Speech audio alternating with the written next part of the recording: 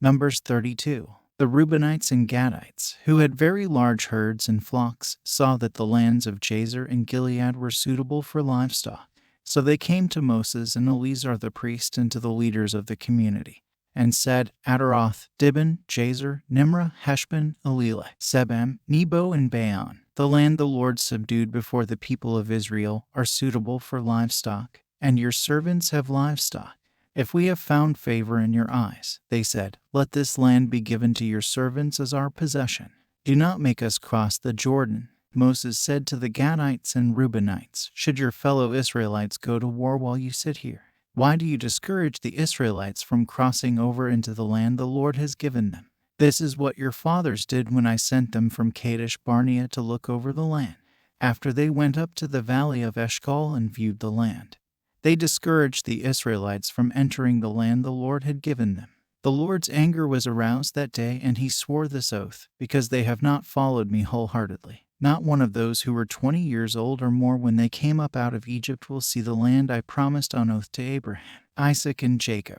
Not one except Caleb son of Jephunneh the Kenizzite and Joshua son of Nun, for they followed the Lord wholeheartedly. The Lord's anger burned against Israel, and he made them wander in the wilderness 40 years, until the whole generation of those who had done evil in his sight was gone.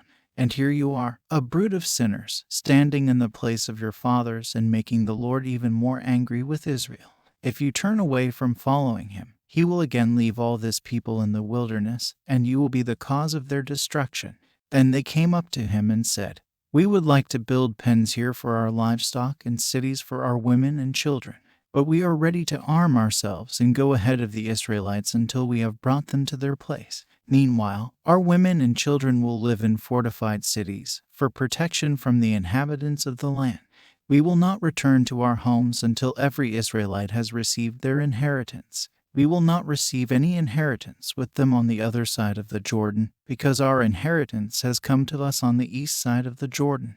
Then Moses said to them, if you will do this, if you will arm yourselves before the Lord for battle, and if all of you who are armed cross over the Jordan before the Lord until he has driven his enemies out before him, then when the land is subdued before the Lord, you may return and be free from your obligation to the Lord and to Israel, and this land will be your possession before the Lord. But if you fail to do this, you will be sinning against the Lord, and you may be sure that your sin will find you out. Build cities for your women and children, and pens for your flocks, but do what you have promised. The Gadites and Reubenites said to Moses, we your servants will do as our Lord commands. Our children and wives, our flocks and herds will remain here in the cities of Gilead. But your servants, every man who is armed for battle, will cross over to fight before the Lord, just as our Lord says. Then Moses gave orders about them to Eleazar the priest and Joshua son of Nun and to the family heads of the Israelite tribes. He said to them, if the Gadites and Reubenites, every man armed for battle, cross over the Jordan with you before the Lord, then when the land is subdued before you, give them the land of Gilead as their possession. But if they do not cross over with you armed, they must accept their possession with you in Canaan. The Gadites and Reubenites answered, your servants will do what the Lord has said. We will cross over before the Lord into Canaan armed, but the property we inherit will be on this side of the Jordan.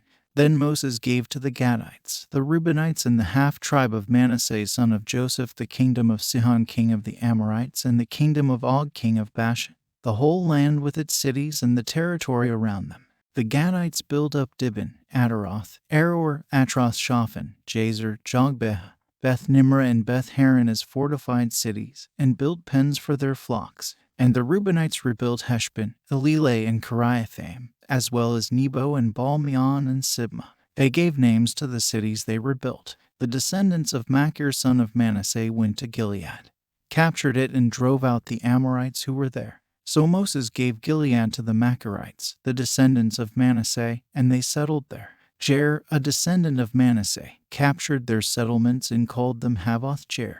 And Nobah captured Kenath and its surrounding settlements and called it Nobah after himself.